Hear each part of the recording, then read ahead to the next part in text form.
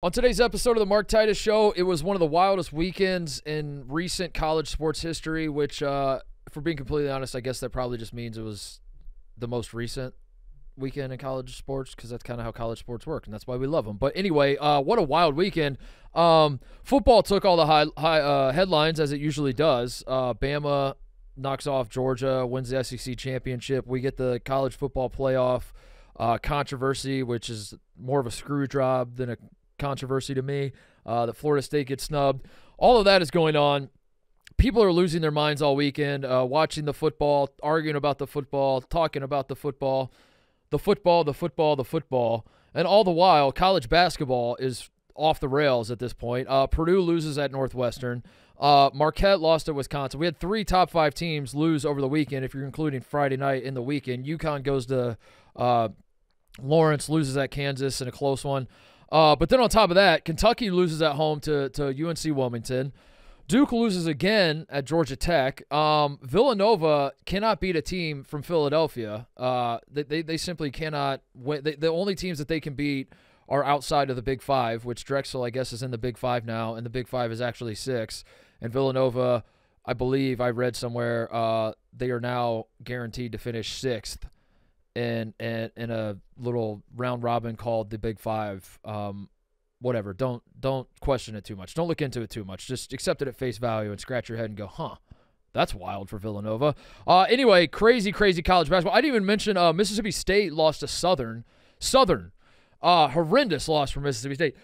Teams are falling left and right, and all of that's going on while football is taking all the highlights, or all the spotlight, I should say. So we're gonna talk about the basketball. Obviously, it's what we do on this show. Talk about some of these games, and we're going to focus heavily on the number 1 team in the country losing, the Purdue Boilermakers, because if you've been around following the show for a little while, you know that there was one guest that I had to call immediately the second that Purdue lost and get him on the show. We did that today. I am happy to announce that my people got a hold of Coach Titus's people. We booked him on the show. If you are new to the show, my father is the number 1 Purdue hater in all of the world. Just always has something. If Purdue could win 10 straight national championships, and my father could explain to you and convince you that they are still bad. He is just like a PhD level hater. And I promise him every year, if Purdue becomes number 1 and suffers a big upset, which has happened now 3 years in a row, he can come on the show and laugh in their face, because I just love to see my dad be happy, and it cracks me up to see how much he hates Purdue. So we did that today. I'll talk a little bit about the game before we toss it to my dad, but Dad came on the show, and he's not everyone's cup of tea, but he's mine, and I freaking love him, and I'm going to have him on the show a lot, because as he pointed out in the interview, it seems like Purdue is destined to be number 1 a lot and lose to Northwestern and or Rutgers a lot. So we're going to do our best to hash out all of these upsets that went on. We'll talk to my dad. Fun show coming up. Let's get to it. All right, we'll talk to Coach Titus here in a second. Before we do, though, we got to take a deep breath on some of this stuff. And I'm not just saying this because TJ and I spiked the football, patted ourselves on the back, and popped the champagne, and whatever metaphor you want to use about how right I was on the last show. We spent a lot of time doing a self-jerk of how Kentucky is good. I said Kentucky would be good. Purdue is good. I said Purdue would be good. Kansas doesn't look awesome. Is something I was like, Kansas, I don't know if I fully trust Kansas. And then Kansas kind of stumbled out of the gate a little bit, getting smoked by Marquette and Maui. And then the weekend happens. We come back. Kansas handles UConn. Pretty good UConn team, defending national champions. Purdue loses to Northwestern. Kentucky loses to Wilmington. And I'm sitting in this chair like, damn, good thing we celebrated while we could, because, boy, do things change in a hurry. So, yeah, part of this is like me trying to paint this in a good light so I don't look like a fucking moron. But really, I do think it's an important lesson that we all take a deep breath on some of this stuff. We'll get to Kentucky for a second. We'll get to Kentucky in a second. That one's head scratching for sure. But as it pertains to like Purdue losing, Marquette losing, Duke losing, UConn losing isn't even worth really. I mean, I talk about the game, but it's not really worth like dissecting what's wrong with UConn. What's wrong with UConn is it was a massive game in Fog Island Fieldhouse, and Bill Self, insane stat. I wish I wrote it down, but I saw he's like, I think it was 13-0. Bill Self is in. I'm butchering this. I think it was like Bill Self at Kansas is 13-0 in either top 5 or top 10 games all time at home when both teams are ranked in the top 10 or something like that, which sounds like a convoluted cherry-picking stat. It's not. I promise you, it's like actually impressive. When there's a Goliath versus Goliath game in Fog Island Fieldhouse, Bill Self never loses ever, and that's pretty wild. But as it pertains to like Purdue and Marquette and Duke, I think one of the things it's hard to reconfigure your brain, especially if you watch a lot of college football. But going on the road in conference play when you're a top dog is very, very, very difficult, and it's something that you take for granted because every so often teams go on the road. Like apologies to TJ's Rutgers guys, but Illinois went into the rack, took care of business, came out with a W, and you look at that and you're like, oh, I was told that going on the road to open up conference play is difficult, and boy, they made that look easy. It is difficult, and it's something that I need to be reminded of all the time. And usually, this now that the conferences have expanded and the number of games played have ballooned to 20 and all of that, you now have these conference seasons tipping off at the start of December instead of the start of January. But for a long time, that was a thing you could set your watch to was teams that look great non-conference. All of a sudden, conference play rolls around at the start of January, and it's not like the wheels fall off, but it's just like a whole different beast. You're playing teams that are very familiar with you. They have instead of like when non-conference teams play each other in like a Maui Invitational, say they're basically going off of the game before they played you tape. They're just like watching tape from like earlier in the season. Coming up with a strategy, rolling the balls out, and it's not to say they're not scouting you, but it's very different when you're playing a conference team, especially a conference team with a lot of continuity. And for teams that know each other really well, they don't just go look at the past game. They go pull out the binder. When Northwestern's playing Purdue at this point, Chris Collins can go to his Purdue binder, which is, probably 3 feet tall, and thumb through all the plays that Purdue runs and all the personnel that Purdue has and all this sort of thing. He's got extensive notes, which isn't to say Purdue should not have won that game. They should have. They should have won the game. They didn't play great. They had a lot of turnovers. The guard, some of the issues we've talked about Purdue all last season, and I mentioned on the last show when I was saying Purdue is a deserving number one. I did make the point that they're not unbeatable, and the problems that plagued them last year are going to plague them this year. It's just if you're a Purdue fan, you're hoping it's not as in your face at all times. So anyway, I think what happens with me at least is I watch so much college football, and I get so conditioned to thinking if you are a top team, if you are a team that has serious national title aspirations, you don't really lose. And if you do lose, it's a seismic event.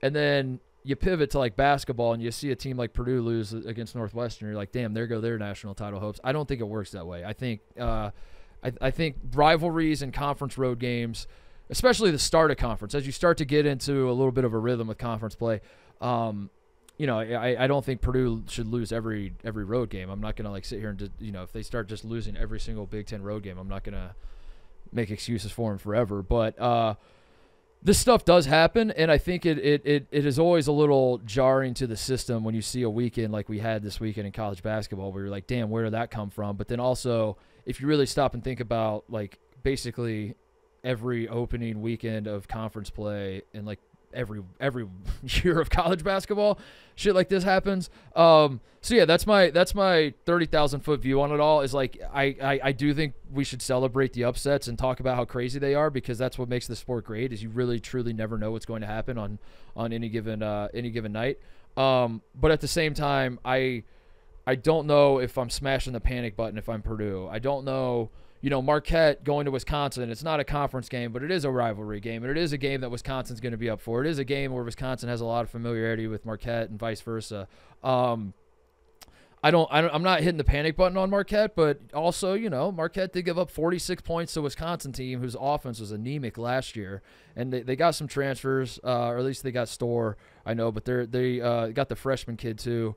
They got some guards that can score the basketball, and I understand that was like a point of concern for Wisconsin coming into this year, and their offense should be better, but giving up 46 points is wild, and that's what Marquette did to Wisconsin. But yeah, I think in a broad sense, like losing these games is not cause for panic, especially when you can kind of rationalize how this happens. And even Duke, Georgia Tech, like I am concerned about Duke. I am concerned about Duke being a soft team.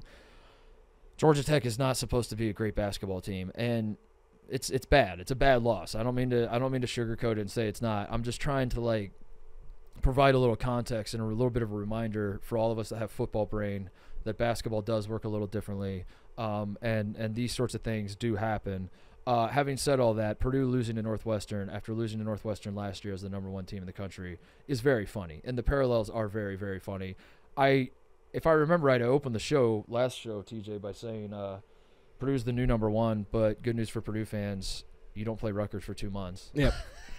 So they have enough time to get back.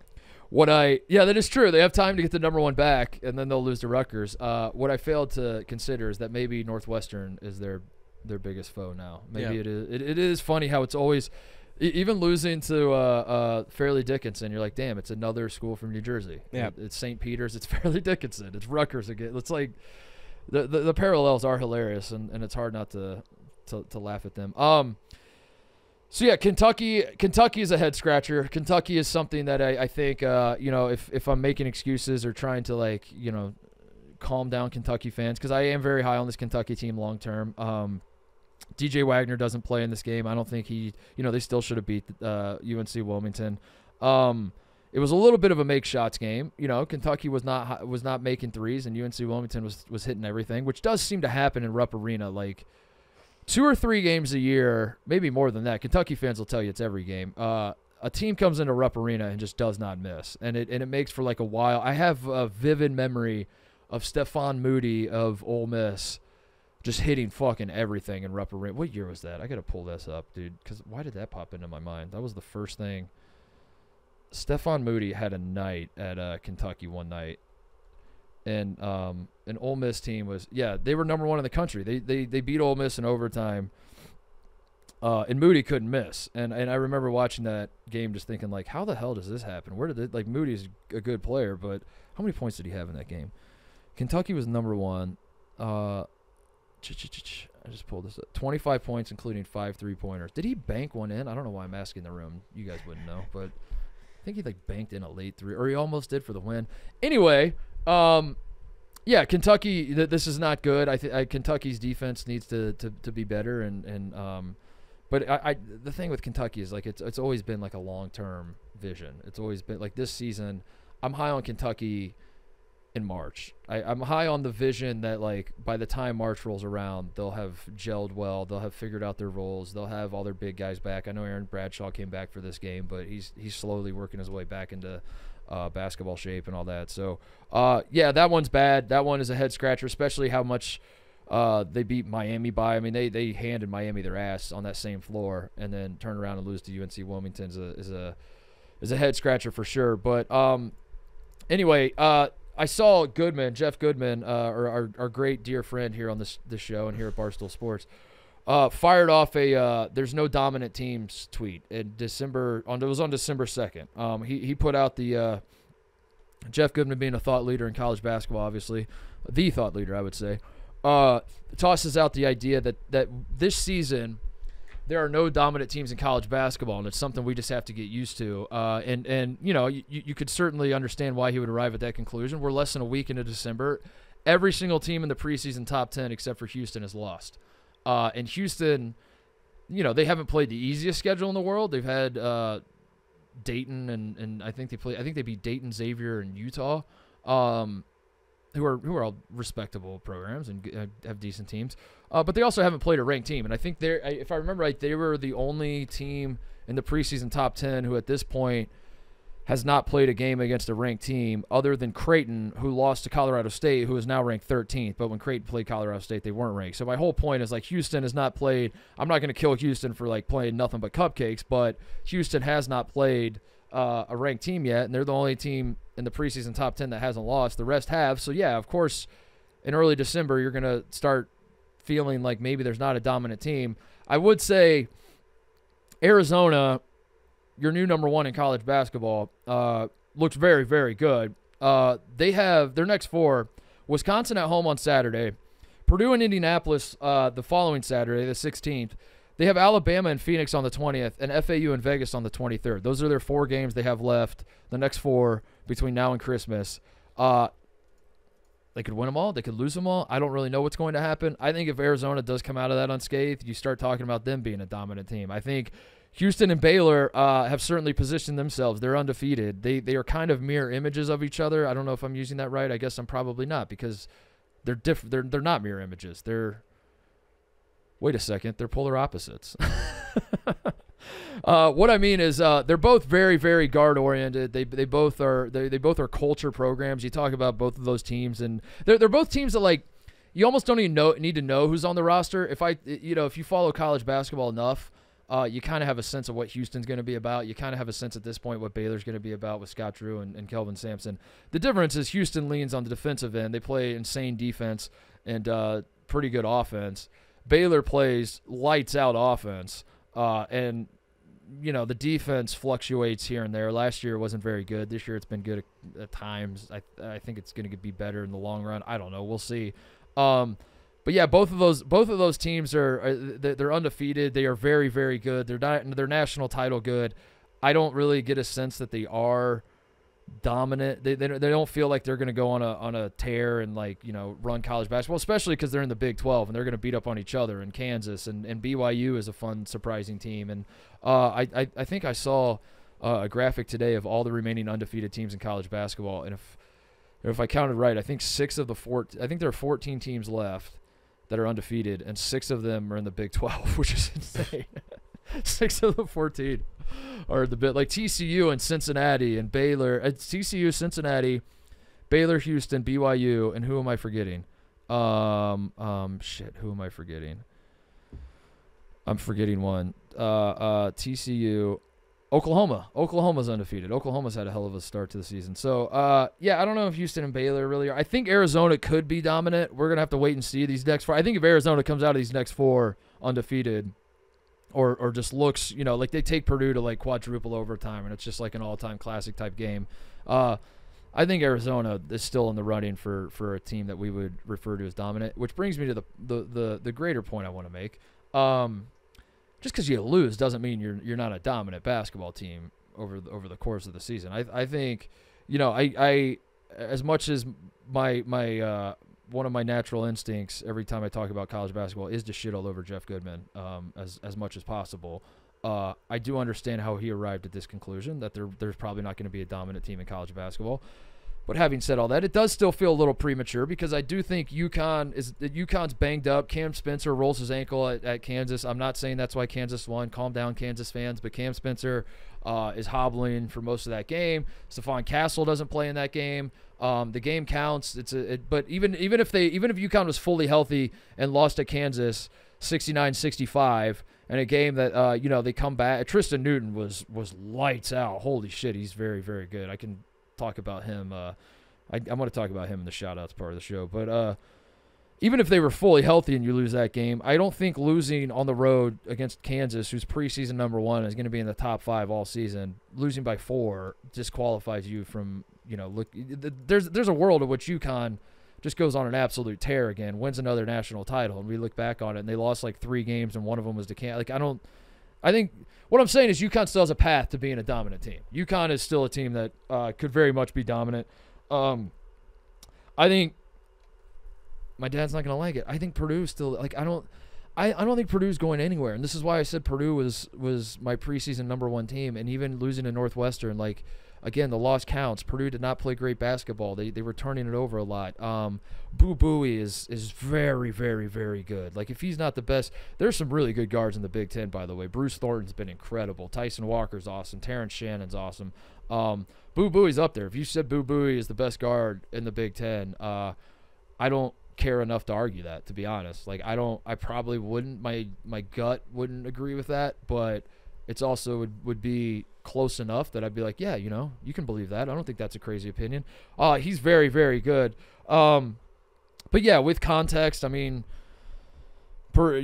Jones fouls out. He's guarding Boo Buie. Boo Buie starts to go off after that. The foul he fouled out on was a horseshit call. There's no two ways around it. It was a bad call, and that kind of changes the tenor of the game. But removing all of that, Purdue loses to Northwestern. I don't think, just like when they lost to the 16 seed last year and then we come back this year, like this is kind of who Purdue, like this Purdue team is the exact same as they are last year. I just think they're better. I think they're a better version of last year's team, and that is going to be hilarious all season because I do see them losing to they will lose another unranked team this year. They will lose to another unranked team. They will also, I still think they will win the Big Ten by multiple games.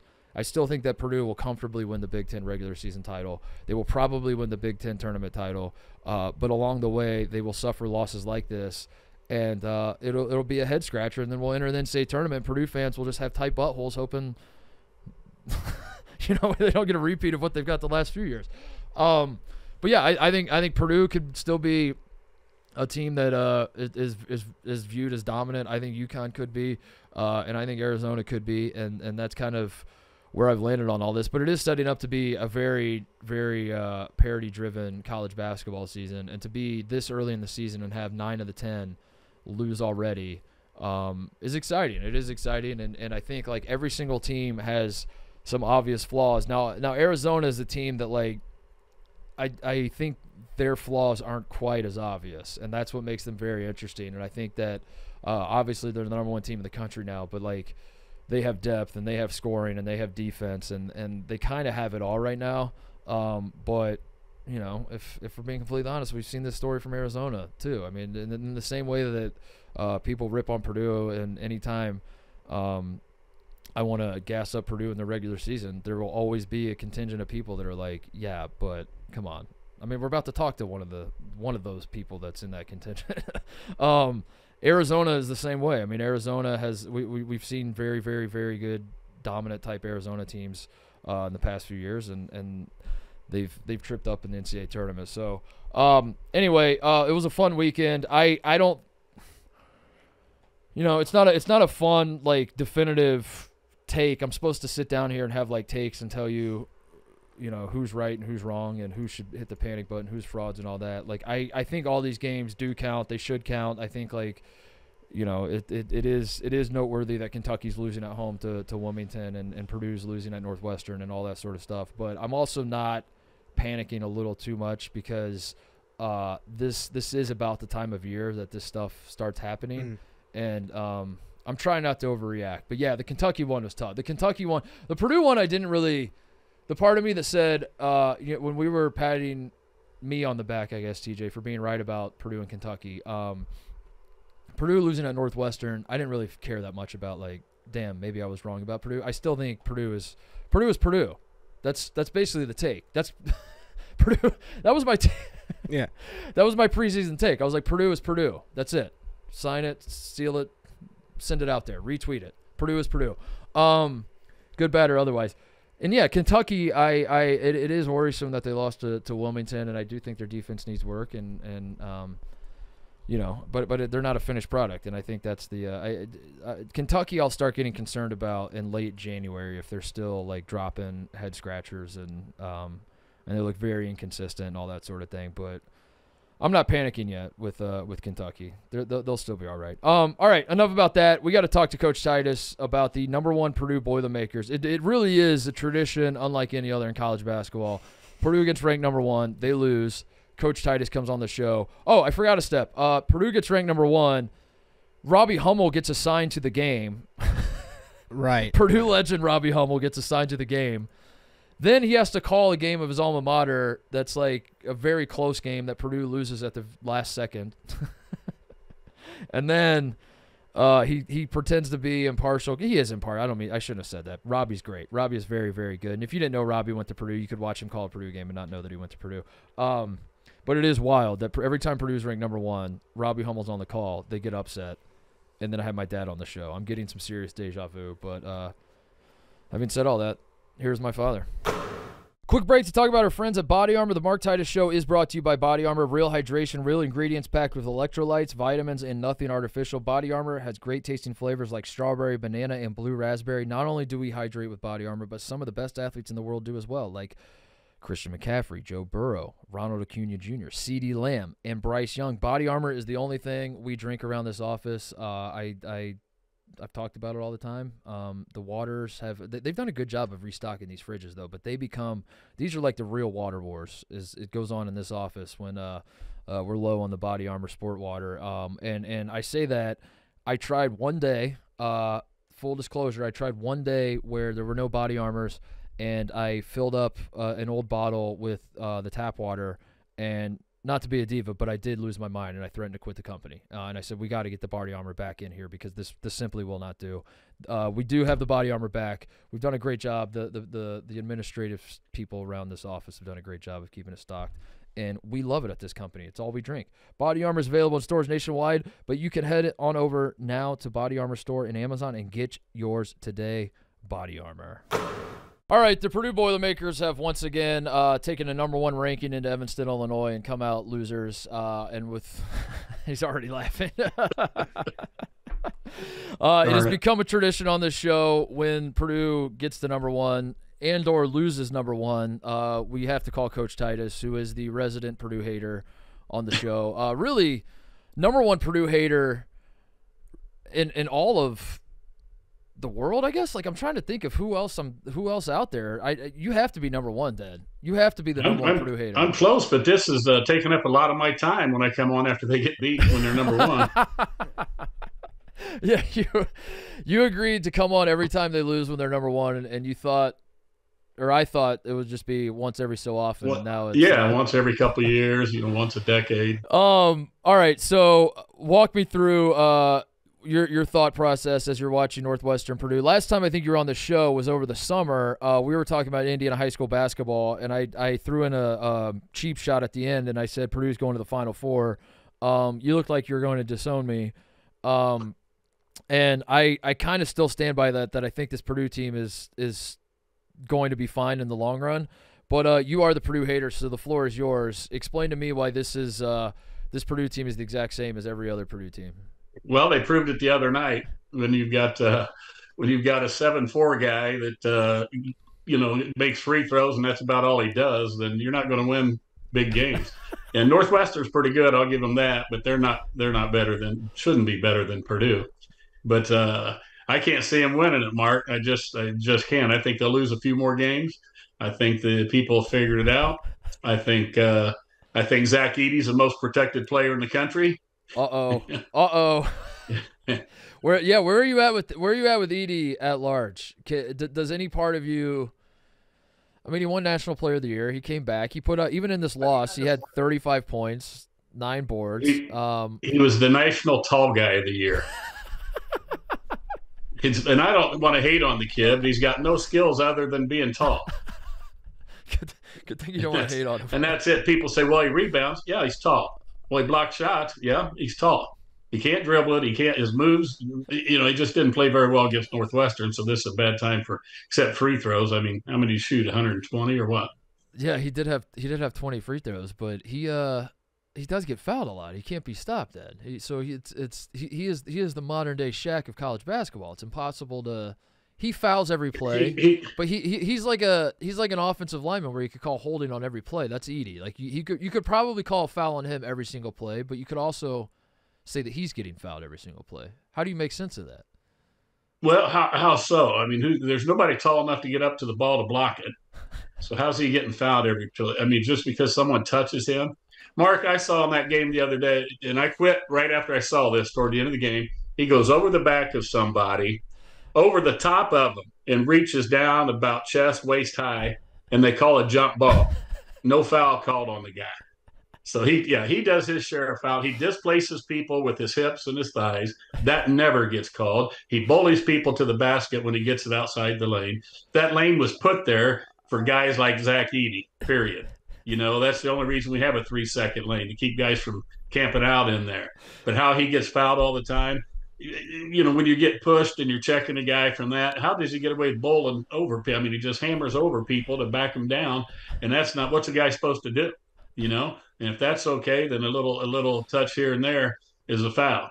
there is not a foul. It's they just protect the kid in my view. True story, TJ. I called Dad.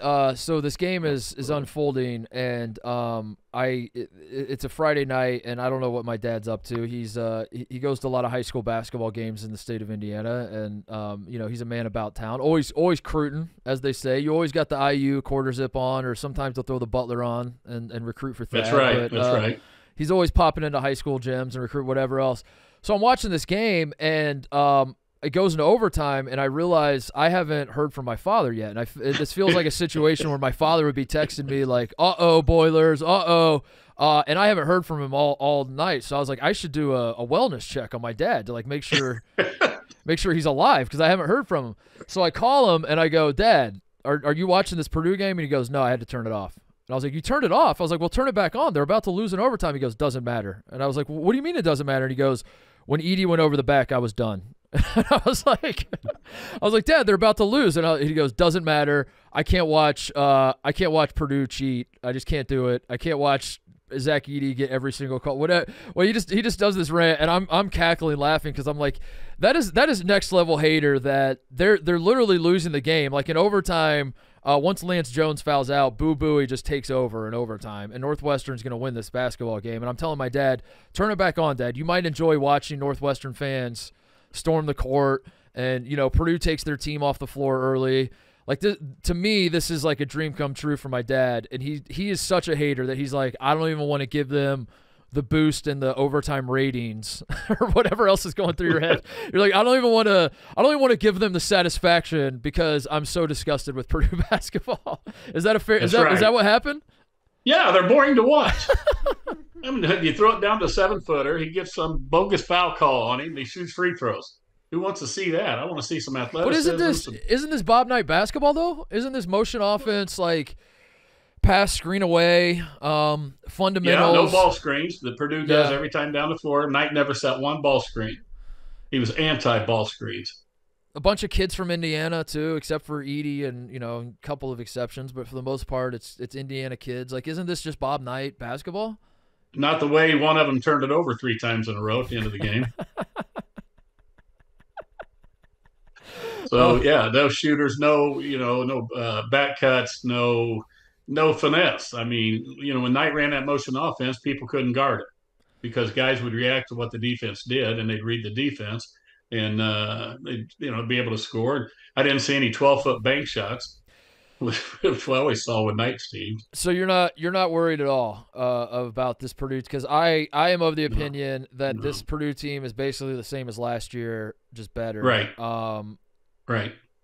And I still stand by that. Last year's Purdue team lost to Northwestern regulation. This year's Purdue team took an overtime. That's better. So they're obviously so maybe they'll lose to a higher seed than 14 seed. Yeah. 14 seed. That's the one they're missing, right? Is the 14th seed? They lost to the 13. Yeah, because the 13-4 was 2 years ago, and then they lost to the 15. Obviously, 15. Let's say they need a 14 loss. But Martin, they still got the same coach. So you're not worried. You're not worried at all about a world where Purdue. This might be a national title caliber Purdue team. Well, now it may be a national title, because they have a national title from 1932 when the Helms Athletic Foundation in Los Angeles named them in 1943 the 1932 national champions. So so that's good for them. So here's the other thing. 1995, I had to write a Primo Peretta Power Poll. Also in 1995, named the 1932 Purdue team as the national champions. So the NCAA tournament didn't start till 1939. So here's my thing. I've got a big announcement to make. The Logansport YMCA has recently retroactively named me the 1975 Indiana Mr. Basketball. So I'm going to hang a banner somewhere in the house, I think, and that's pretty. So what you ought to do with all this football debate, the Mark Titus show names Florida State the 2023 NCAA football national champions. Yeah, and they can hang a banner that way. Right. So that's what Purdue's banner means up there. So they may win another national championship, maybe Billy Bob's Bar and Grill in West Lafayette will name them national champions sometime, and they can hang another banner. You're not worried about them winning the NCAA tournament. What you're worried about is decades after the fact, a committee gets together and votes on who the best team actually was. They may name last year's team national champion. Purdue aside, it is the Helms Foundation is a wild. I remember driving on I think it's Venice Boulevard in L.A. and you drive by this big Helms. There's this whole like facade, I guess it would be on the facade of the building. It says like Helms Bakery or something, and I think it's like a furniture store now, but they bought like some furniture store bought the building, and I remember when I first moved to LA and I was driving past it, I was like Helms, why is that so familiar? And then I really like dove into the Helms Foundation titles and all that stuff. It was literally a bakery. It's a bakery. The Helms Foundation is it's a bakery. Well, there you go. A baker, like a guy who was a baker that loved college basketball, was like, it doesn't sit right with me that they were playing this sport for all these years and no one was named national champion, so I'm going to go back and name national champions. Right. Well, why can't we do it now? We should do it now. Yeah, I'll do it. I'll do it. Maybe Billy Bob's Bar and Grill in Idaho Falls, Colorado can, name somebody and then he can hang a banner. All right, so you're feeling good about the Purdue part of things. You think that this is a story that we've seen before, and we all know where this Purdue season is headed. No matter whether they win the Big Ten or what seed they get, that we don't have to be concerned about them going on an NCAA tournament run. The flip side of this, the Hoosiers so far this year. Last year, the Hoosiers did beat Purdue twice. It did feel like we've had a million Indiana's back moments since Bob Knight left, but I don't want to say that beating Purdue twice was that caliber, but it did sort of feel like, for a Purdue team that was ranked number one for most of the season and Indiana sweeps them, it did sort of feel like maybe this Woodson era is getting pushed up to a next level where it's, it's on the rise and everything's going well. Trace Jackson Davis leaves. Jalen Hood-Schifino leaves. This team has a lot of talent, but they also are kind of the roster is a little weird. They at times look lost, but other times they look super talented. What is your take as an Indiana super fan on the Hoosiers so far this year? Well, just that. I think Galloway needs to play better at times. I like the way Cups plays. Some of those guys, Mark, I think that like Cups, he's not going to be able to thrive shooting 4 or 5 times a game.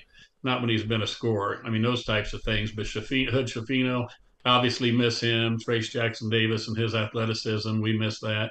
We haven't really replaced it, although 3 bigs had a great game a couple games ago.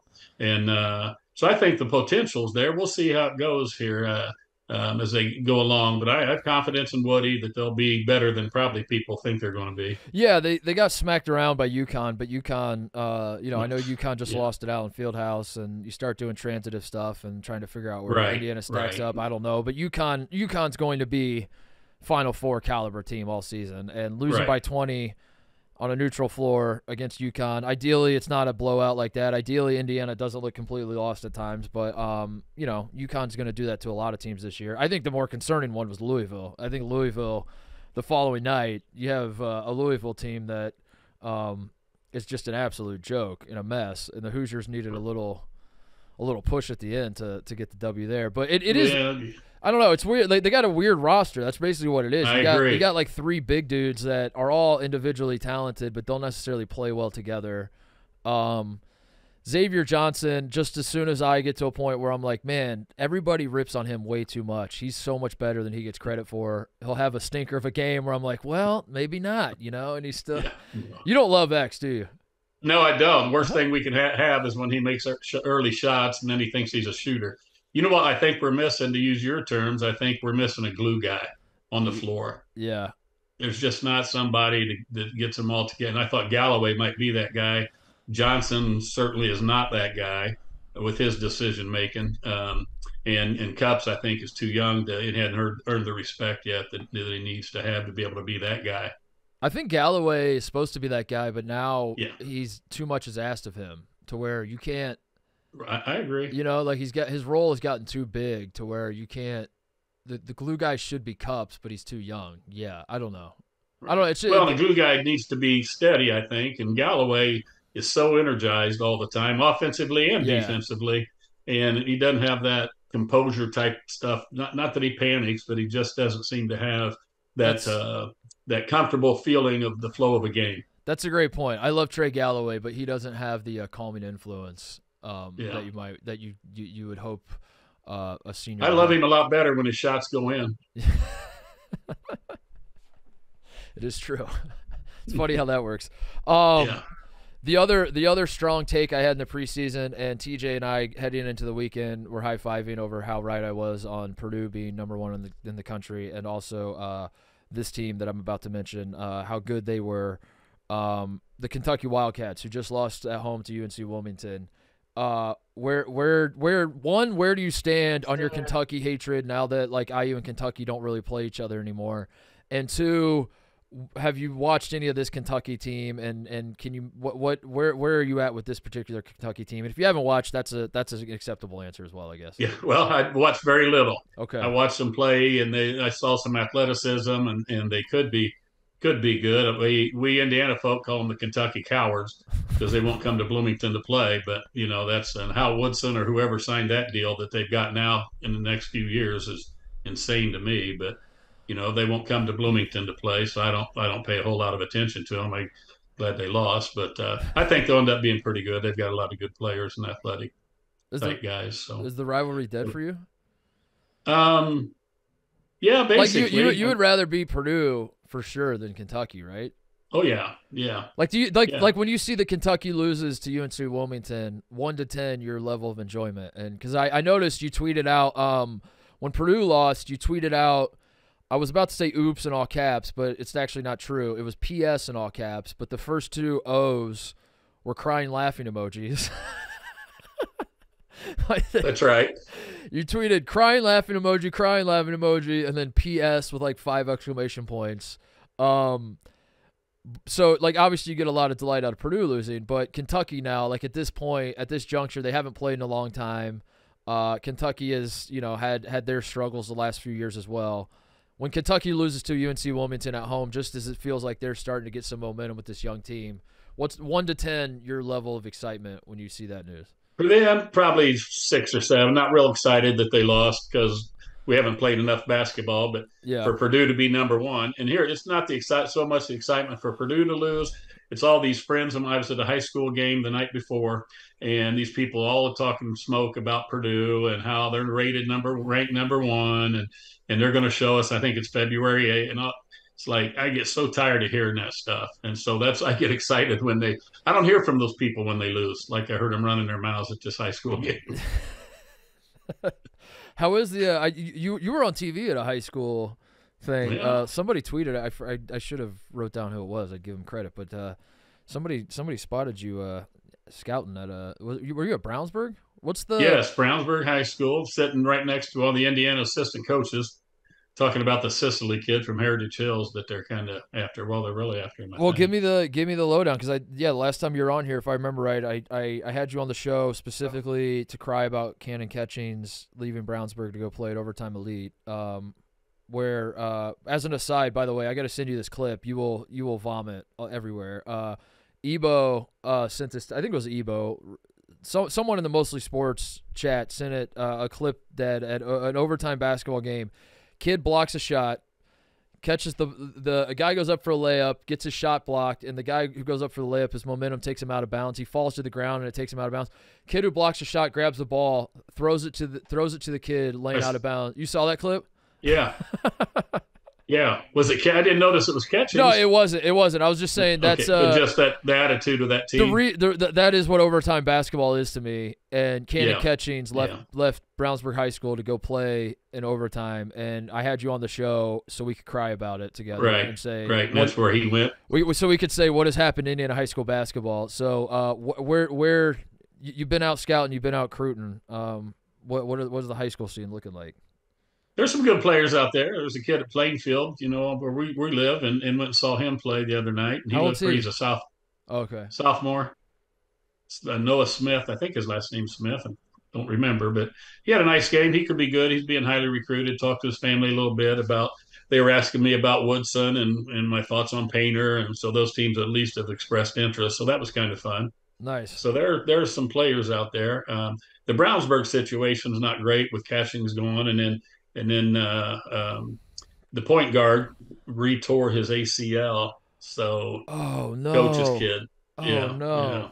Damn. little JD. So he's out for the year, and that's a bummer. But so they'll be okay. But there's yeah, it was the first game of they have the 6 game set on last Saturday, Shoes for Santa, and that was the first game. So we were there early in the morning, and but the Sicily kid will be he's about 6'8", real strong, handles the ball well, needs a little work on his shot probably, but he hit a couple threes. But he could be a good player, big strong kid, works hard. Yeah.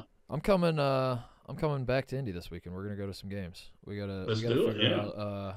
I want to go to a Kokomo game too. We got to meet in Kokomo and go see Florida All right. play. I was surprised they're not ranked super high. I don't know They're what's not? going on there. Yeah, I haven't even looked. I figured Kokomo would have been ranked number 1 to enter the season, and they weren't. Yeah, you got Floyd Badunga who's going to Kansas. Yeah, he's the best player in the state. He's going to win Mr. Basketball, right? And he's I would dominant. think so. I don't know.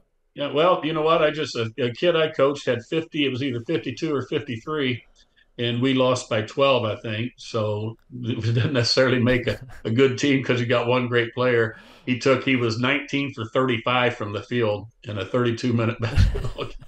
And the only thing I thought of when I looked at that box score again is why in the world didn't I have him take 40 or 50 shots? Yeah, because the rest of the guys were not real good. That's my whole thing about guys who shoot better than 40% from the 3-point line. I actually don't think that's a good thing. I think you should be shooting more. If you're shooting that's where I'm almost there with Reed Shepherd. He's shooting like 60% from the 3-point line for Kentucky. That's great, but at a certain point, you got to start shooting more. It doesn't. Well, yeah. If every time you shoot it goes in, you're being selfish by not shooting more.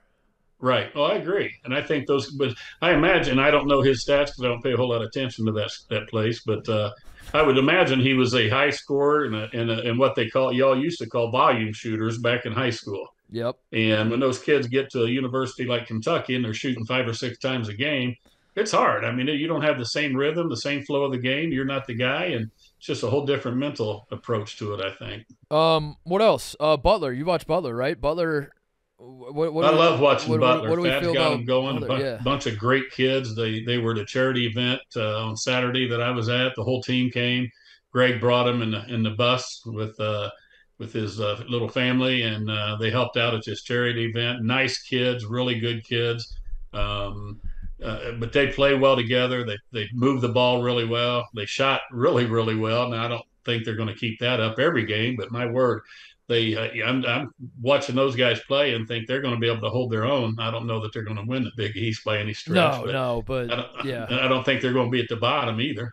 No, yeah, I mean, and that's what going into the season, it felt like everyone expected them to be one of the worst teams in the Big East, and I guess they still could be. I mean, the Big East is loaded, but so far, I mean, they seem to be considerably better than Georgetown, certainly better than DePaul. Then you start getting into I think they're better than St. John's. We'll see. Seton Hall, Providence, like those teams are all kind of in the mix. And, yeah, Butler should be competitive. I heard a wise man one time say you got to make shots. Got to make shots. They do. I've heard that. I've heard that a time or two. You're not wrong about that. When Butler makes shots against Texas Tech, they were a lot of fun to watch when they weren't making shots against Michigan big State. Shots. Yeah, they did. Yeah. And the older I get, I get killed for it around here because like there are a lot of young guys that work around here and they're just even that old guy that works around there, I'm not sure he knows what he's talking about. Talking about Brandon, obviously. Yes, I am. Can we replace him with Tommy?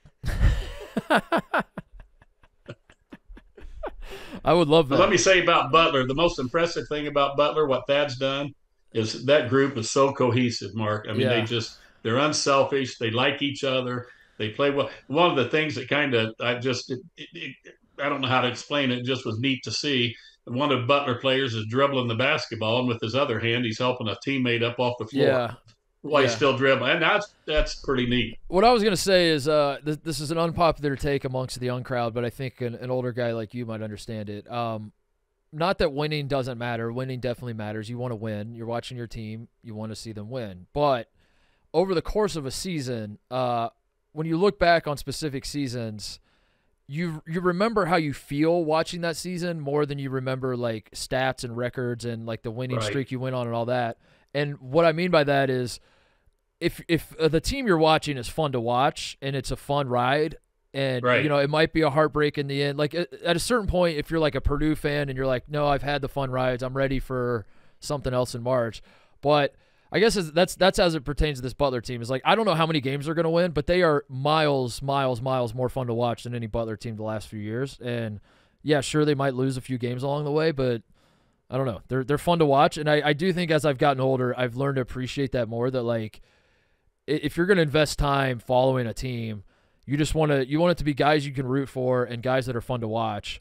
And then the wins and losses, they feel immense in the moment, and they are, and I don't mean to like downplay them, but also years down the road when you look back on stuff, you're not going to be like, no, like that team was fun, but you got to remember they were 18-14, and that's not good enough for us. If you had fun watching them, you had fun watching them, and that's and that's what I picked up on Butler so far. Is like they are very, very fun to watch, but the Big East is going to be an absolute grind. So we'll see. You're right. Fans, Mark, are still, what have you done for me lately? Yeah. And they also want to be entertained. I've always said at the high school level, I had a friend of mine that was a coach, and he'd win high school games 32-30. Yeah. He'd win. But I swear people would rather see you lose 92-90 than win 32-30. I agree with that. Yeah.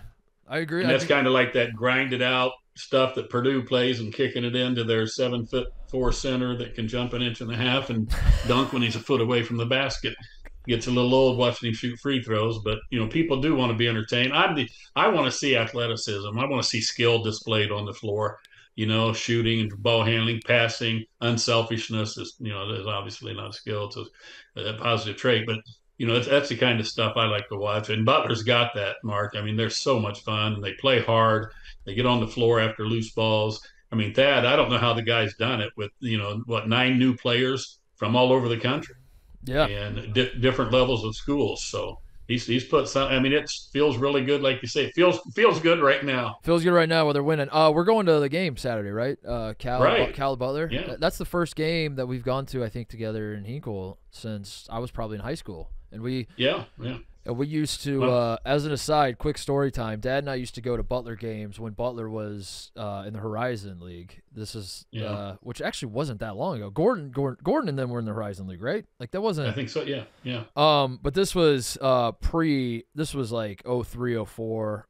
I think in 03 it started to get some momentum because that 03 was the year they beat Louisville, right, in the NCAA tournament, and then after that, like there started to be a little bit of a buzz around Butler basketball. Was it that? I thought it was closer to like 6-7 or because I saw Todd Licklider down in Atlanta, the national championship, and he was named National Coach of the Year because of that. I thought when they beat Louisville, when Pitino was there. Louisville was. Hold on, I'll find it.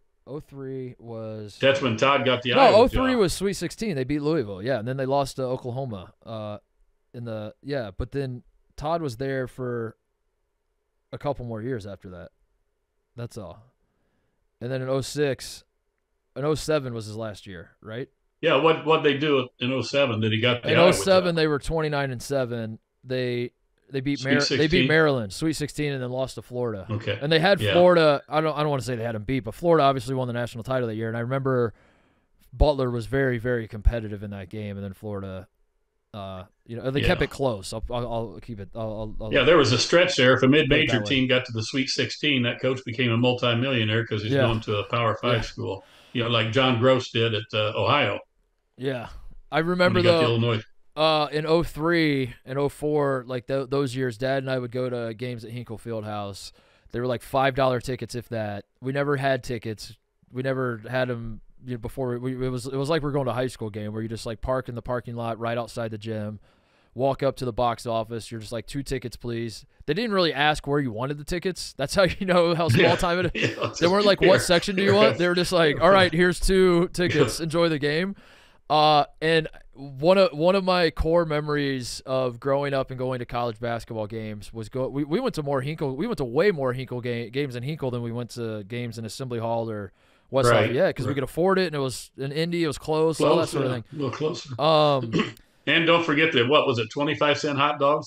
That's what I was going to say. That's one of my core memories. Is we would always go to the last game of the year at Hinkle Fieldhouse on senior day, senior night, whatever.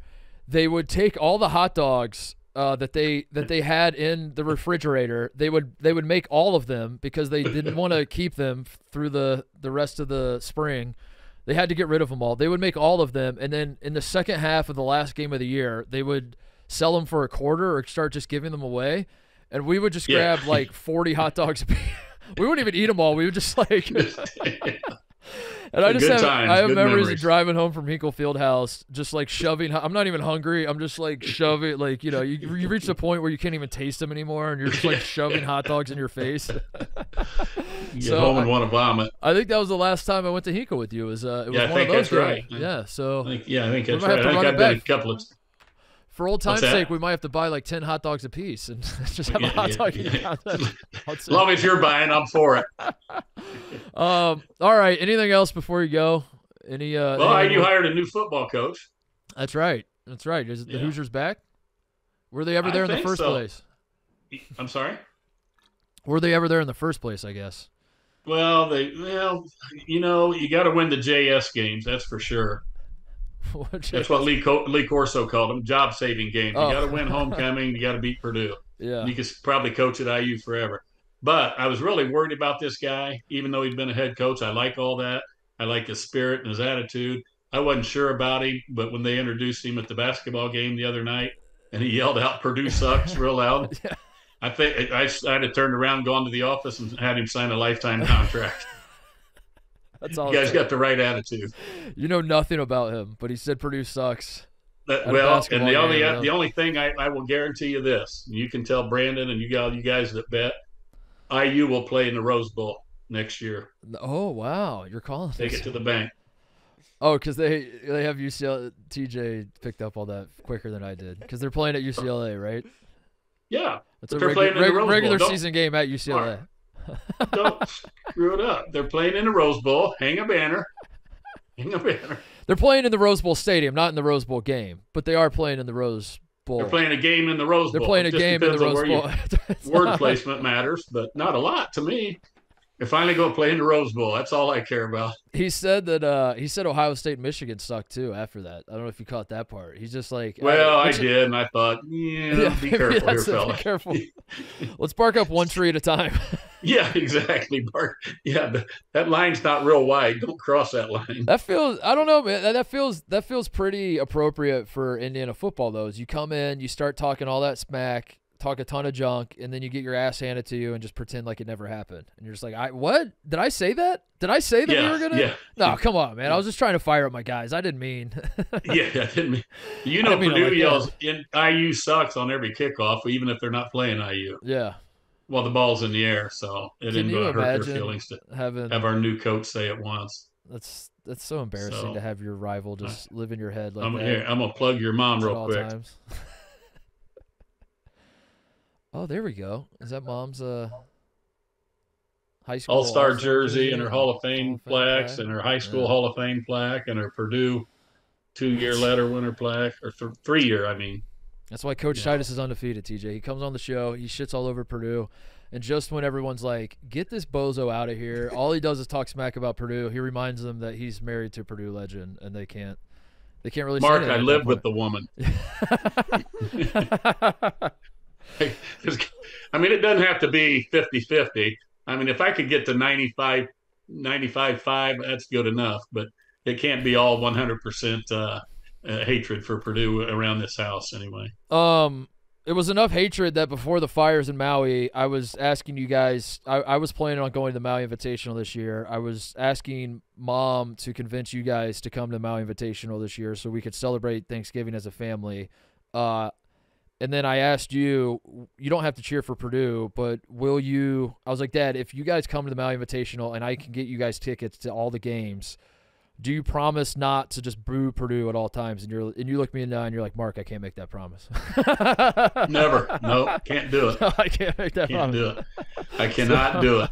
That game, I did enjoy a little bit of the game while I watched it when Northwestern beat them. Of course, I mean, the same thing. You look at Northwestern team, Mark. They've got some skilled players that are fun to watch. No, they're play. very good. They're very good. Yeah, and listen, you're the Purdue hater in this operation, so I gotta play devil's advocate here and say, boo booey fouling out Lance Jones. Did kind of changed the game. And the way he fouled him out, can you at least admit that the way you saw the clip, at least, with Boo Buie was dribbling up the floor, and then Jones was running behind him, and he like threw his ass out at him and drew his foul, and then he fouled out.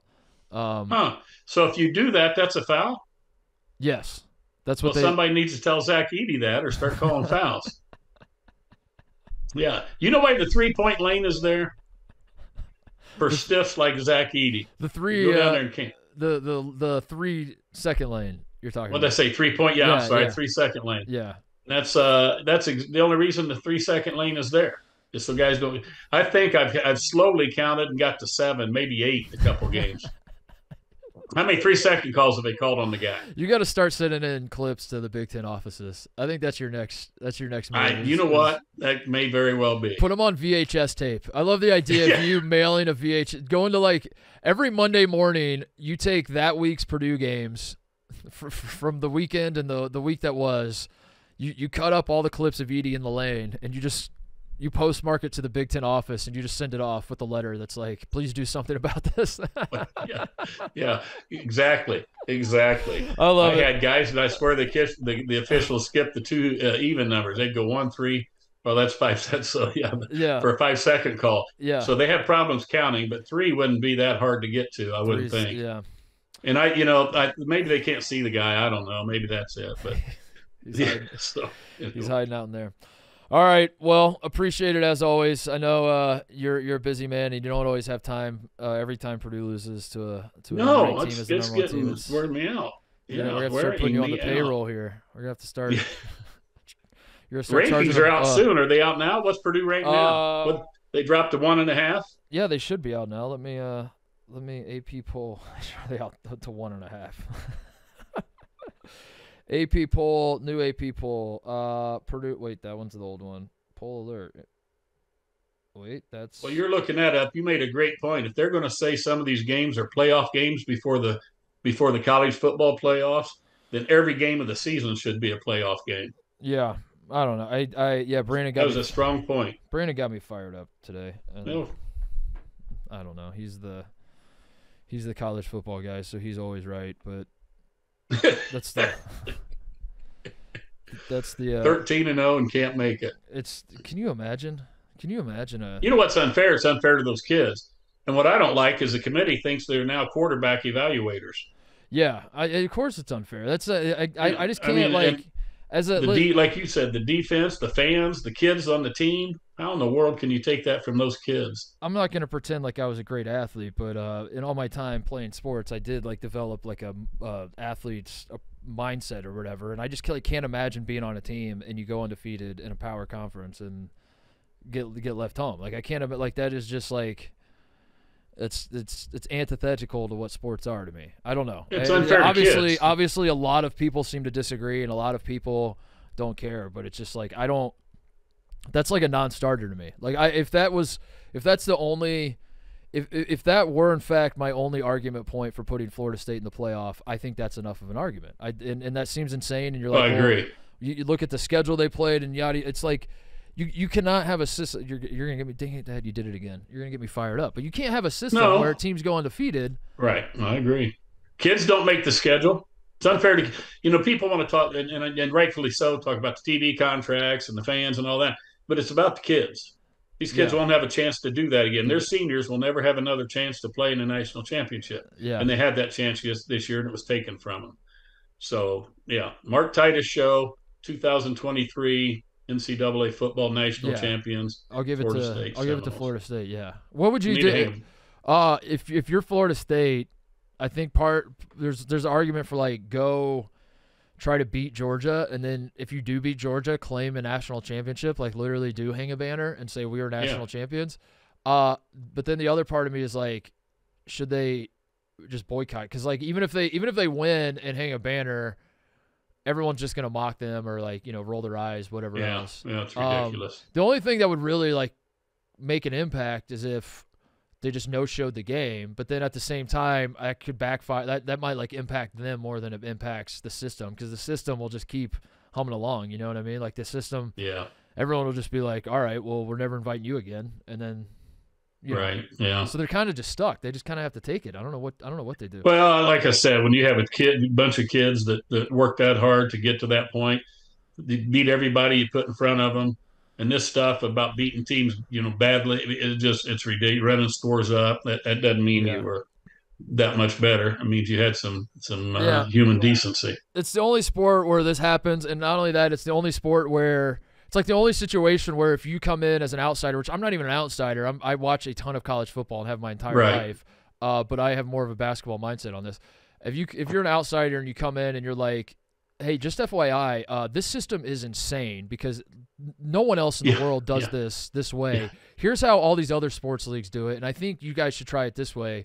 All the college football people that only care about college football will yell at you and tell you just don't get it. This is how we do things around here, and like know, we can't change it because I don't know why. Even though they are changing it next year, it's maddening, and I don't know. It's maddening. Like the 12-team playoff, I guess like will sort of fix these issues, but at the same time, I think the writing's kind of on the wall that we're gonna peak up in 10 years. Might not even take that long. In the 12-team playoff, we'll end up being 6 Big Ten teams and 6 SEC teams, and that'll be with the 12-team playoff. Yeah. So, well, maybe depends on ESPN still is in control of everything. Yeah. That's true. You gotta get Fox at the table. That's true. Fox and it'll be. There won't be a national championship anymore. There'll be an ESPN championship and a Fox championship, and Fox will invite all the schools they want to invite, and ESPN will invite all the schools they want to invite. Yeah, exactly. And it's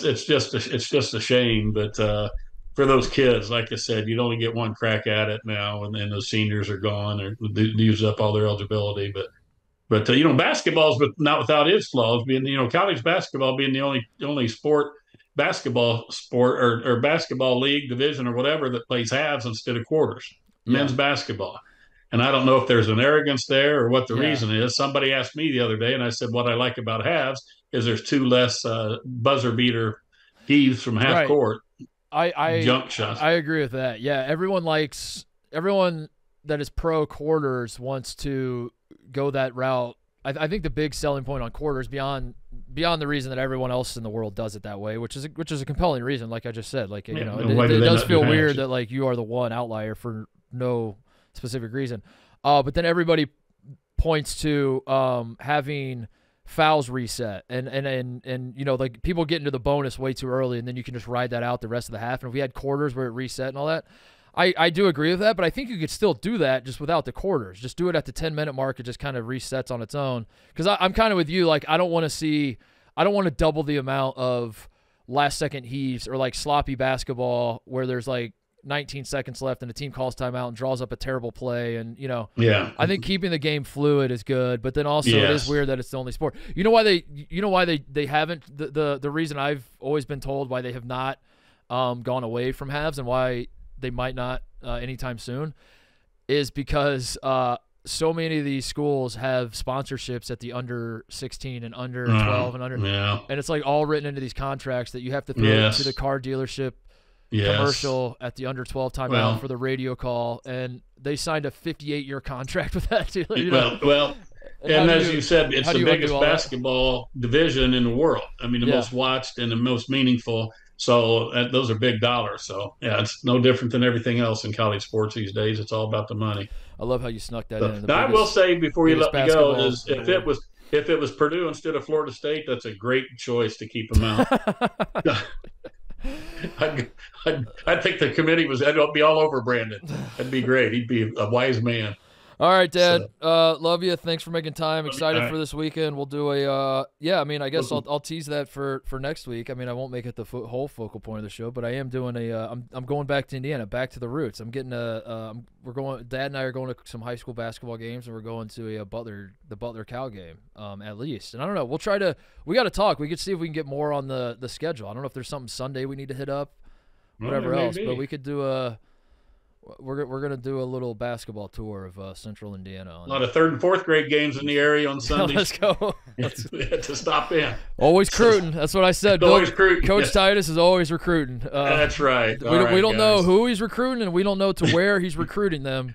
But I can promise you this: my father is always recruiting. So gotta get him down there. All right, thanks, Dad. You're the best. All right, take care, guys. See you. Quick break to talk about our friends at Gametime. You shouldn't have to worry when you're buying tickets to your next big event. Gametime is the fast, easy way to buy tickets for all sports, music, comedy, and theater events near you. Dad and I might use Gametime. I'm going to assume that Gametime doesn't work for third-grade basketball like my dad suggested we go to go see when I'm back in Indiana. But we will be using it to go to the Butler Cal game in Hinkle Fieldhouse this Saturday. Gametime is the best app. They are obsessed with finding ways to help you save money on tickets. Gametime has deals on tickets right up to the start of the event, and even an hour after it starts. It is the place to find last-minute seats, find exclusive flash deals, and sponsored deals on tickets for football, basketball, baseball, concerts, comedy, theater, and more. With zone deals, you pick the section, and Gametime picks the seats for an average of 18% savings, and the Gametime guarantee means you'll always get the best price. If you find tickets in the same section and row for less, Gametime will credit you 110% of the difference. Take the guesswork out of buying tickets with Gametime. Download the Gametime app, create an account, and use code Titus for $20 off your first purchase. Terms apply. Again, create an account, redeem code Titus for $20 off. Download Gametime today. Last-minute tickets, lowest price, guaranteed. All right, thank you to Coach Titus. He's always got something. I don't know how he does it, but he's always got a stat. He's always got something up his sleeve. He's always ready. He always comes prepared too with notes. He honestly writes these notes down and then studies them almost and is just ready to come on the show. But to be completely honest, I've seen him work in real life.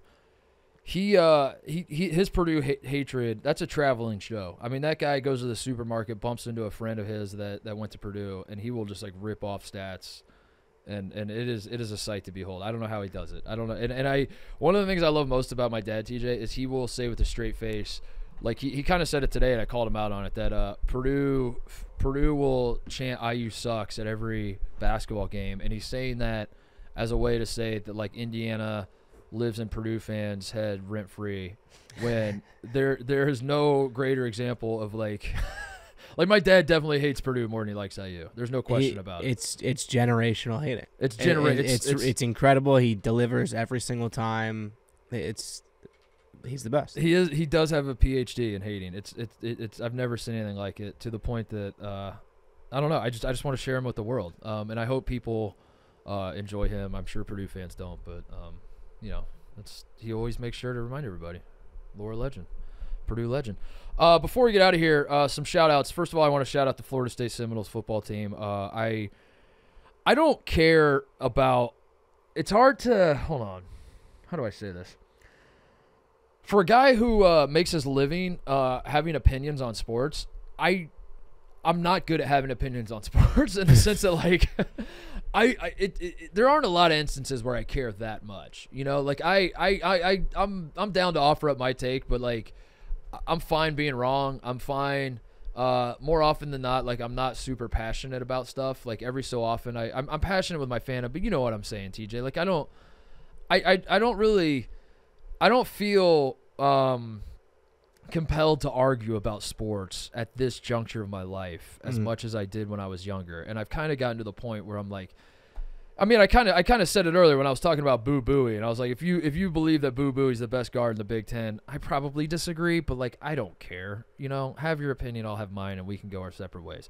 Because he's in the mix. So I say all that to say that this Florida State situation with the college football playoff is the one. It's the one thing in a while where I have just felt shot out of a cannon with anger about, because it really is. I mean, I talked about it with my dad a little bit. Brandon and I spent 45 minutes yelling at each other on mostly sports about it. So I don't need to belabor it too much, but It just spits in the face of what competition is, what sports are, and it really truly affects me. Now, what am I going to do about it? I don't know. I'm probably a coward. I'll probably watch the playoff. I probably will forget about it by the end of the week.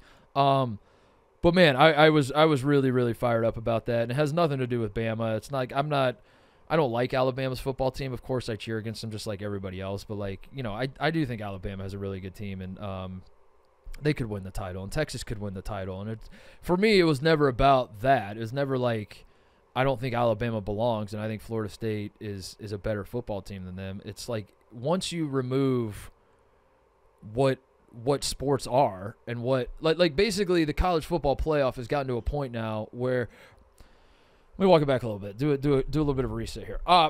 For a long time, the college football playoff has tried to be both a television product and a crowning of a national champion via postseason tournament, right? And they've done a good job, I would say. There have been controversies along the way, but they have done a good job of serving both masters, where they're like, we want to figure out who the best college football team is in the country. But at the same time, we also want big-time ratings, and we want this to be fun for a national audience and all that sort of thing. This was the first year where they were faced with a crisis of which path are you taking? Are you taking it is important to us that we crown the best football team as evidenced by the results on the field that have been played out throughout the entire season, or do we want to put out the best product for television? And they went the television route. They very clearly went the television route, and I think there are a lot of people that are like, that's what they should do. I'm more excited to watch that. I agree with that, by the way, about being more excited. I'm way more excited to watch Alabama play Michigan than I am Florida State to play Michigan. I also don't think that should have factored in. And that's what made me like sick about the whole thing is like, I think you cannot compromise the crowning of the champion, not the best team. I got to stop using that phrase because people get up in arms about, and you start arguing about best and deserving and all that shit. You cannot compromise the college football playoff being a true playoff where you're crowning a champion based on the season that was in college football to just serve the television masters. At least that's how I view it. I think you maintain the integrity to a certain extent of the crowning of the champion. All the while, as long as you maintain that integrity, you can make as many decisions as you want to serve the television. And an example of that is like last year, maybe there's a world where Ohio State and Michigan, who both made the playoff, rivals obviously, had a game in Columbus and Michigan handed Ohio State their asses after they stole all our signs, but whatever. If last year, for example, they kind of like did the rankings and they were like, you know what? Michigan and Ohio State, we think, are 2 and 3. We think Ohio State's better than TCU. Michigan and Ohio State should play each other in the first round. And then someone was like, you know what? We shouldn't do that, actually. What we should do is put them on opposite sides. Maybe Ohio State pulls the upset. Maybe there's a world where we get an Ohio State-Michigan national championship. How fucking awesome would that be? I understand the thinking that goes into that, but all the while, at least you're maintaining the integrity of what this is supposed to be, and then you serve the television master, And for this one, they just spit in the entire face of what the integrity of crowning a champion should be. In my mind, I think it's antithetical to sports. I keep saying that over and over, but that's just like this is not how sports work. Sports work. Winners move on. Losers go home. That's sports. That's how sports have always worked in my mind. And I'm not so naive to believe that this wasn't possible. But I really. This was like 2 or 3 bridges too far for me, and I know Florida State's banged up. That's not the point. It was just like it just didn't really sit well with me. And everyone that's like pointing out that Bama would crush Florida State, that's not the point to me. I think you win your games, you get a chance to play for a championship. So I'm kind of done arguing about it, TJ. But I don't know. I'm fired up about it, and it really just like is crazy to me to think. The college basketball is the best postseason, and funny enough, like college basketball uses a committee too. But like I just couldn't imagine a scenario where, I don't know. It's just like college basketball still does the thing where they worry about the television, but for the most part, you maintain the structure and the integrity of what the event is. You don't lose sight of like what this event is supposed to be, which is rewarding the teams that went out there and it's just fucking the idea that a team can go undefeated and not play for a championship makes literally zero sense to me. I think the 12-team playoff will solve a lot of issues, but it does feel like this like past 4 days or so has been like a very tumultuous time for college football fandom, where it's like if you're able to win all of these games and there's no reward for it at the end of the year. And then the other thing that I've noticed is that it seems like a ton more players are jumping into the transfer portal right away this year than any other year, which makes sense just because of the way NIL works right now. Like, might as well see what you're worth. But it feels like it doesn't really feel like college college sports, if that makes sense. Yeah, like the last couple of days of college football have seemed like more of like a pro football offseason. And then on top of that, a team like Florida State getting fucked out of I don't know. It's like it leaves like a bad taste on what was like a very entertaining college football regular season. And I don't like the argument that this is how it's always worked, because it's not. Right. It's just not. Like it's been a slow descent into where we've arrived. And yeah, I'm not so naive to believe that like greed hasn't run college sports forever. I know that. I know that TV money has, but it's just the scale has been just completely flipped. Like it used to be that the TV money was massive and people were chasing TV money, but the conferences were kind of still in the driver's seat, and the TV guys were partnerships, and it was like a 50. And now it just feels like literally every decision is being dictated by Fox and ESPN. Yeah. And I understand how we got there. I'm just saying that like this is not what has gone on forever. And saying that like this is how college sports have worked forever is patently false. It has not been that way. We haven't had teams like Stanford and Cal on the West Coast join a conference called the Atlantic Coast Conference. We haven't had that. This is all new ground. This is all new shit.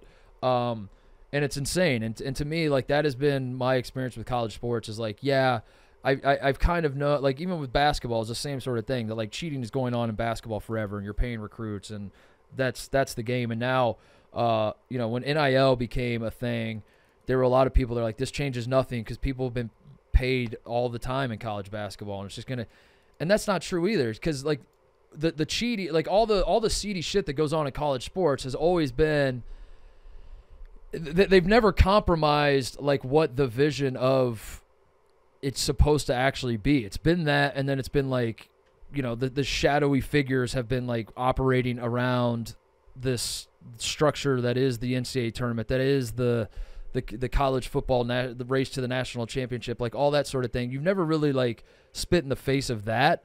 You've kind of kept that, but then all the while behind closed doors, you are doing seedy shit and being greedy but you've always sold it to the public. I guess that's what I'm saying. Is like we've always been lied to. They're no longer lying to us.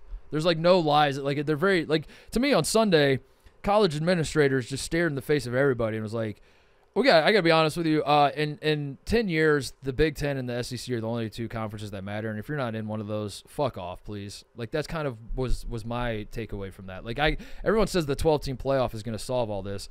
I think the 12-team playoff is going to solve it for a time, but like they're going to trend towards just the same way the NCAA tournament is. That they're going to trend towards squeezing out the little guys. They're going to start with the little guys. They're going to start with the smaller conferences, but the Pac-12 is kind of going away now. Even though it's going to stick around in name, like it's not going to be considered a power conference probably. And I do think you're going to look up in 10 years, and suddenly like the SEC and the Big Ten are like, yeah, why are we letting in these other schools? Like we're the schools that are the best. Like and that's just going to continue to happen. And I know why it's happening. I don't need anybody to point out why it's happening. I do just think that like saying this is how college sports has always been is not accurate, and it's a big time bummer. And I was just like really, really disappointed. And I don't know. I thought that was a bridge too far, but the committee was like, no. You haven't even seen our final form yet. This is just the start of leaving out.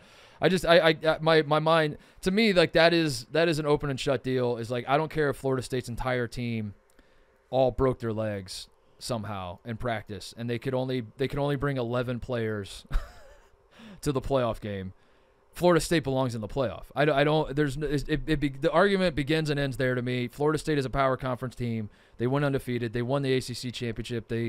And they're not playing for a championship. It's really fucking sickening to me. But people seem to disagree, and that's the world we live in. What else? Cold Ass White Boy recap. Seemed like people enjoyed that show. I got a lot of nominations. Got a lot of like, what about this guy? Maybe I went home and thought about it a little more. One thing I was like really stuck on was Jimmy Chitwood. I said that on the show, and I put my brain in a pretzel, and I was like, is Jimmy Chitwood a cold ass white boy, or is he just like a fundamentally sound basketball player, which are kind of at odds with each other? But that one messed me up a little bit. I still don't really know where I'm at, but I went home and like jotted down some guys I was thinking of. Jerry McNamara, he deserved a shout out. Austin Reeves, obviously in the NBA, but he was that dude at Oklahoma as well. Drew Neitzel's a name that came to mind too, and Drew Neitzel's at Michigan State, especially on like the 07 team, if I remember right. Like Drew Neitzel was kind of a one-man show. He was just running off of illegal screens set by Goran Sutan, and was it Drew Namick was setting illegal screens for him? He was an absolute bucket though. Drew Neitzel was awesome. Peyton Pritchard, Dante DiVincenzo. Dante DiVincenzo had one of the ultimate maybe cold white boy moments when they had to ask him about his tweets where he said he liked fingers in his butthole after he won Final Four Most Valuable Player. That's right. He got onto the podium and they're like, What do you mean by that? That's right. That's so funny. Ty Jerome and Kyle Guy, they were a duo at Virginia. Some cold ass white boys. The debatable. I then like thought on two others. I think this is just what I'm gonna do now for the rest of my free time for the foreseeable future. Corey Kispert and Sam Decker were some recent players that came to mind, and I really debated both of those guys because I think they probably are, but Corey Kispert was. Who am I kidding? Corey Kispert was. But they both were just like. They both felt like choir boys a little too much on the basketball court, and I think that's what's tripping me up. But their game was disgusting. Sam Decker and Corey Kispert were cold ass white boys, but they just like seemed like they would dunk on you and then apologize to you, the next dead ball and just be like, "Hey man, sorry about that. Was just trying to score the bucket. Didn't mean to posterize you like that. Sorry," and be genuine. Kispert's like Kirk Cousins almost, or Andrew Luck, like he gets tackled too hard and he's like, "Hey, great tackle, brother." Right, but if you go back and like watch film of Kispert and Sam Decker, they were fucking nasty. So Baylor Shireman was a name that people were throwing out. Creighton fans were tossing it out, and Shireman went to Nebraska. Creighton beat the snot out of Nebraska in Lincoln. He had 24 and 10, and I thought, Baylor Shireman probably deserved to be on the. By the way, the cold ass white boy power rankings. Literally every single guy on that list had lost their game in like a 72-hour span. Like every single guy that we mentioned. Yeah, you had a rough weekend. That was incredible. That was absolutely incredible. Creighton blew out Nebraska. That was a big win for Creighton. Nebraska is not a bad team at all, and that's, I guess, technically a rivalry game. Shireman might be the best rebounding guard I've ever watched, by the way. I gotta that might be the list I go home and put together. It's like the best. This dude's nose for the ball. Like I'm starting to work on a take where I don't think rebounds. I think rebounds are overvalued by basketball fans and people. Because I think I tossed this out on Mostly Sports and then I chewed on it a little bit that rebounds used to be a sign of like a guy like when basketball was played in the paint and under the basket. Like rebounds were very, very important because you were like a big man that was like banging with the other big men and you're a tough son of a bitch that was snagging possession for your team and all that. And now that teams are jacking up a bunch of threes, rebounds have a higher variance of just like where does the ball bounce and it's no longer like a I don't know. It was a take I was working on, TJ's. It's like is it a skill or is it just luck? But then I watched Baylor Shireman play basketball and I'm like, oh, it's definitely a skill. This dude has an unbelievable nose for the ball, and I need to go home and put together my list of best rebounding guards I've ever seen because he's very, very high on the list. A couple other shout-outs. Connor Essegian it just seems to be done at Wisconsin, and I'm bummed out about it. Connor Essegian is a native Hoosier who started for a lot of games for Wisconsin last year. Wisconsin beat Marquette, played great basketball. We're scoring like crazy. Like I said, Wisconsin coming into the year or at the heels of last year, like that was the big question mark. Was like they could guard, they had some decent wins last year, but holy shit, that offense was very, very bad. Now they get AJ Storr and their offense is they put up 46 points on Marquette, who's not great defensively, and I said on the last show I think Marquette is only going to go as far as their defense takes them, and that's a great example of what I mean by that, because like their offense is good, but if you're giving up 46 points to a team like Wisconsin in one half, good luck to you when March rolls around. But anyway, for Wisconsin to pull off an upset in the rivalry game against Marquette, huge win for them. Their offense is humming. And in this game, Connor Essegian played 3 minutes, was 0 for 1 from the field, and had 1 turnover. I think the writing might be on the wall. I think Connor Essegian, hit the transfer portal is what I'm saying. Transfer somewhere. Transfer to who was it? Was it Doster that came on the show and said Indiana needs to make a trade? They need to trade one of their big guys. Yeah. Like Indiana needs to trade a big guy. I don't know if that's a fair trade for Indiana, though, but trade like one of their big dudes to Wisconsin for Connor Essegian. We need to get Connor Essegian out of Wisconsin. I don't like what's happening to him. He's not, like, he's banged up. He's got the back thing, but, like, his defense isn't good enough, and I think, like, the reason he played so much last year is because the offense was garbage, and they needed some shooting to provide, like, a pop. So Guard would throw him out there a lot more. And this year, I guess they don't really need him, and he's kind of been recruited over. And I don't know. It bums me out because I really liked him, and I was fired up to see him make a big jump this year. And the exact opposite has happened. He's parked his ass on the bench. But shout out to Wisconsin. I mean, having said all that, it worked for him against Marquette, so they must know something I don't. Lastly, Allen Fieldhouse was awesome. Kansas fans brought it. I was a little confused as to why they were camping out like 4 days in advance for the UConn game, but what an atmosphere. That was really, really cool. And the KJ Adams, him dealing with his mom and passing away, and Bill Self giving the speech, and it's over, TJ. The idea of Kansas being the hated team this year is done. It's done and dusted. I mean, I watched that game. By the end of the game, I'm like cheering for Kansas for reasons I don't even really know. And then I see the clip of Bill Self talking about KJ Adams and his mom just recently passed, and just all of it is like, well, fuck me, dude. I came into the season expecting Kansas to be just a lightning rod for hatred, and it's kind of working the exact opposite right now. Hunter face turn. Kudos to them. Speaking of that game, by the way, shout out Tristan Newton, who I said on the fraud power rankings last week, I was calling out like triple doubles, and the idea that he has like all the triple doubles for UConn, or he's the all-time leader for triple doubles in UConn, that seemed wild to me. And UConn fans, predictably, I knew it was going to happen, took that as me saying Tristan Newton sucks, which I definitely did not. I just said when you're a school that has guys like Kemba Walker and Ray Allen and Richard Hamilton and Ben Gordon and Rudy Gay and Karan Butler and on and on and on, Tristan Newton is not exactly a guy that I would say is doing things that none of those guys ever did.